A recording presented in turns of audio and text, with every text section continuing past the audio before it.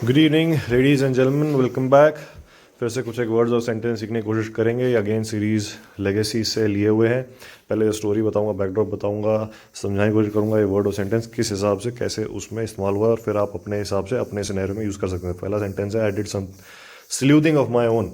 तो यहाँ पे स्ल्यूथिंग का मतलब आपको बताने के लिए मैंने ये सेंटेंस डाला है। स्ल्यूथिंग स्ल्यूथ वर्ड से निकला हुआ है। स्ल्यूथ का मतलब होता है डिटेक्टिव, कोई खोजबीन करने वाला। तो उससे स्ल्यूथिंग वर्ड आया है कि खोजबीन करना। तो ये बंदा ये बोल रहा है कि भाई मैंने, जब तक तुम इधर उधर घूम रही थी, मैंने अपनी कुछ छानबीन करी है। ये कॉलेज गए हैं कुछ पता लगाने के लिए, जो भी घटनाएं हो रही हैं। तो वो बंदे आके बोलती है तुम्हें इसके बारे में कुछ पता है।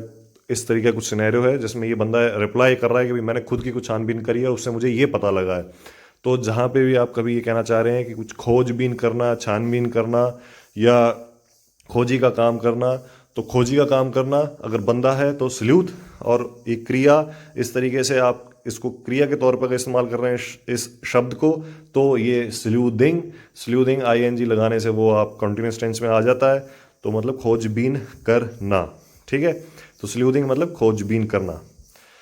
Then next word is retroactive. Retroactive कोई भी एक ऐसी चीज जो कि जिसका पास से लेना देना है। इफ अ डिसीजन और एक्शन इज रेट्रोएक्टिव, अगर कोई डिसीजन या कोई एक्शन रेट्रोएक्टिव है तो इसका मतलब ये है कि ये पुराने डेट से इफेक्ट में आएगा। एग्जाम्पल के तौर पर समझते हैं, जैसे अगर पे कमीशन है, मान लो अभी इस साल में अगर रिलीज हुआ 2020 का पे कमीशन, 2020 में कोई पे कमीशन आया मगर ये लेट हो चुका है, और इसको बोल दिया जाए कि ये इफेक्ट है ये इसका 2017 से, मतलब 2017 से इसकी जो भी पे स्केल है, जो पे कमीशन में आया वो 2017 से लागू होगी। तो हमें क्या होगा, 17 से लेकर 2020 तक जो 3 साल है उसके जितने भी पे हमें कम मिली है उसका हमें क्या होगा, इकट्ठा मिला जुला पैसा आ जाएगा। उसको क्या कहेंगे हम, एरियर आ जाएगा। इसमें एग्जाम्पल देख लेते हैं। There are few presidents for this sort of retroactive legislation. कुछ एक प्रेसिडेंट्स हैं, मतलब पहले भी कुछ ऐसे रेट्रोएक्टिव लेजिस्लेशन बनाए हैं, ऐसे लेजिस्लेशन जिसका डेट जो है पीछे पास्ट में है।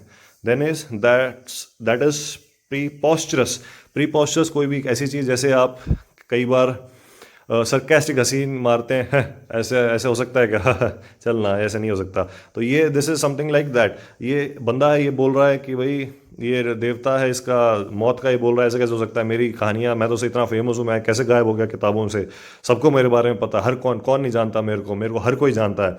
ये विच कहती है नहीं, तो मैं कोई नहीं जानता। ये एक पिट में चला गया था, इस पिट में जाने के बाद एक बंदा जो है, जो भी उस पिट में जाता है उसकी हिस्ट्री से उसका वाइप आउट हो जाता है, उसका नाम निशान सब मिट जाता है। तो ये बंदे विच बता रही है कि नहीं, तुम्हारा जो नाम निशान है गायब हो चुका है, कोई तुम्हारे बारे में नहीं जानता, देखो किताबें पढ़ लो, इस किताबों में कहीं तुम्हारा नाम नहीं है। तो ये रिप्लाई कर रहा है कि दैट इज प्री पॉस्चरस, मतलब है ऐसा नहीं हो सकता, मैं नहीं मानता टाइप में कह रहा है। तो प्री पॉस्चरस का लिटरल मीनिंग होता है मीनिंगलेस, रीजनेबल, ठीक है, अनरीजनेबल, मतलब अनरीजनेबल है और मतलब नहीं, ये मानने लायक नहीं है, ठीक है, ऐसा नहीं हो सकता है, इस टाइप का कुछ मीनिंग होता है प्रीपोस्चरस का। तो सेंटेंस में कैसे इस्तेमाल करना है उसके लिए मैंने आपको ये सेंटेंस डाला। अब लिटरल मीनिंग देख लेते हैं प्रीपोस्चरस का। If you describe something as preposterous you mean that it is extremely unreasonable and foolish. ये एक्सट्रीमली अनरीजनेबल है कि ये तो बहुत, इतना ऐसा नहीं होना चाहिए, आप मतलब डिसअपॉइंट आप कह रहे हैं नहीं ऐसा कैसे हो सकता है। एंड फुलिश, ये बेवकूफ़ी से भरा हुआ है। Example, the whole idea was preposterous. वो ये कहना, इसमें इसका मतलब है क्या कि जो भी तुम्हारा आइडिया है ये कंप्लीटली अनरीजनेबल है, फुलिश है, बेकार है, कोई इसमें दम नहीं है। इस टाइप का इस सेंटेंस का मतलब निकला। Then is there preposterous claim that they had unearthed a plot, कि उनका एक क्लेम, जो उन्होंने क्लेम किया कि उन्होंने कोई प्लॉट जिसके बारे में पता लगा लिया, अनअर्थड का मतलब होता है पता लगाना, पता लगा लिया, पर्दाफाश कर दिया, ये क्लेम जो उसके बेकार है, वाहियात हैं, उन्होंने ऐसा कुछ नहीं किया है। Then is some prices are preposterously high. कुछ जो प्राइजेज हैं ये बहुत ही प्रीपोस्चरली हाई हैं, मतलब अनरीजनेबली हाई है। तो ऐसी कोई भी चीज़, जैसे आप कहीं ऑटो में जा रहे हो, इतना रुपया मांग ले, आप दे नहीं सकते, तो बहुत अनरीजनेबल है, तो आप कह सकते हो this is preposterously high. Then is who's responsible for the vile affront. इसमें वाइल का मीनिंग क्या है और एफरेंट का मीनिंग क्या है। ये जो इसका मौत का देवता ये कह रहा है कि ये इस घोर अपराध का कौन जिम्मेदार है, अपमान का, इस घोर अपमान का कौन जिम्मेदार है, जो कि किसने मेरा नाम इस हिस्ट्री से मिटा दिया, मैं तो इतना बड़ा वो था, मेरे बारे में हर कोई जानता है, किसने ऐसा किया है, बताओ मुझे कौन है जो ऐसा कर रहा है, किसने जो है ये इतना घोर अपमान किया है। ये तो किसी का नाम निशान मिटा देना, किसी की हिस्ट्री ना छोड़ना, किसी के बारे में उसका जो एहसास है वो ही मिटा देना, ये तो बहुत ही अपमानजनक बात है। फॉर एग्जाम्पल जैसे आप अपने रामायण से सीख सकते हैं, जैसे अगर वो सुपर्णखा हो जाती है, उसका नाक कट जाता है और रावण गुस्से में करके कहता है कि इस घोर अपमान के लिए कौन जिम्मेदार है। तो वाइल क्या है? घोर। एफरंट क्या है? अपमान, किसी का अपमान करना, एफरंट। और वाइल मतलब घोर, मतलब बहुत ज़्यादा, इतना बुरे तरीके से, अनप्लेजेंट। तो इसका पूरे इस वाइल और एफरंट को अगर इकट्ठा इस्तेमाल कर दोगे तो क्या आ जाएगा? घोर अपराध। इस घोर अपराध के लिए, घोर अपमान, मतलब अपराध बार बार निकल रहा है, सॉरी, अपमान।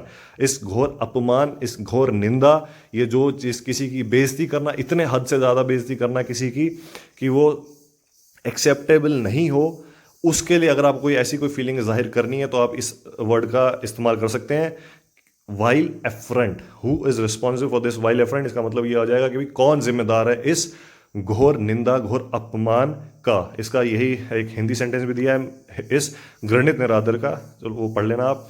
Well then, I am all ears.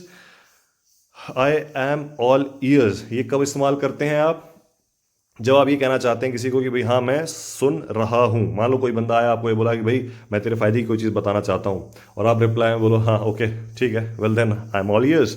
हाँ बता मेरे को भाई, फिर मेरे कान में सुनने को तैयार हूँ, बता, अगर मेरे फायदे की चीज़ है तो मैं सब कुछ सुन रहा हूँ।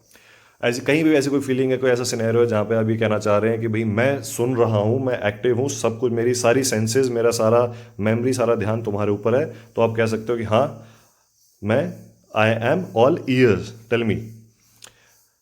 Then next sentence is at your own peril. तो कई बार ऐसा होता है, जैसे कुछ सिनेरियोज आते हैं जहाँ पे आप ये कहना चाहते हैं किसी को कि भाई ठीक है तुम ये काम करना चाहते हो, ओके, तुम इतनी जिद कर रहे हो तो कर लो, ठीक है जाओ, but at your own peril, मतलब तुम इसके खुद जिम्मेदार हो। कुछ गड़बड़ी होती है, कुछ अगर तुम्हें कुछ नुकसान पहुंचता है तो इसके जिम्मेदार तुम हो, तुम्हें अपना खतरा खुद ही उठाना है। अभी जैसे मान लो कोई बंदा है, वो बोले कि मैं फलानी जगह जाना चाहता हूँ, आप ये कहो कि नहीं उस जगह मत जाना, वो वहाँ पे नुकसान हो सकता है, वहाँ पे कुछ तुम्हें प्रॉब्लम हो सकती है, और आप ये कहो कि अब इसको इंग्लिश में कैसे कहोगे, कि आप ये कह सकते हो कि okay go but at your own peril.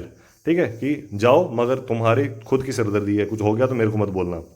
इसका हिंदी में खैर खुद को खतरे में डालकर। तो ठीक है, so keep learning, I will meet you again, take care, bye bye.